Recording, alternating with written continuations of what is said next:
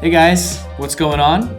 Today I'd like to go over a helpful tool called Annotations. It's something that's been a part of Zoner Photo Studio for a long time, but it's probably something you haven't heard of before, and I'd like to go over it today and show you how you can take advantage of it. So let's go take a look. Alright, to start things off, I've selected a nice aerial view of Brno and its Moravian square. And if you don't see annotations here already, it's probably turned off. And in order to activate that, just go up here to your profile, click on Preferences, make sure you go to Other, and then check this box right here, Show Tools for Work with Documents in Development. And then click OK. It'll pop up right here. So Annotations provides you with some basic tools like text, arrows, lines, and then geometric shapes like polygon, squares, or ellipses. And in this case, because it's a bit of an odd shape, I'm going to select it using the polygon tool. Start by dragging and clicking, and then just click in each space.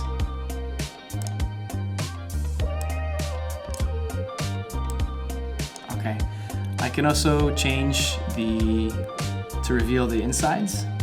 So I just click here on Fill.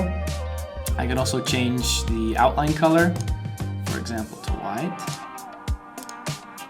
and the hatching color as well, like that. And then, for example, I want to let someone know how they can get into the park itself. So I'll just do this. And something that could be useful here is, for example, putting in some text. I want to let people know what this is.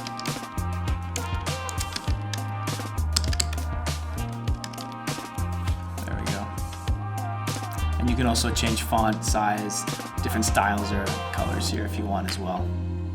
And that's pretty much all there is to it. If you want to learn more and see how this tool can be used more in depth, feel free to visit our free online magazine, which is learn.zoner.com. The link will be below, and let us know any other thoughts you might have. And I hope you're doing well, and see you in the next video. Bye.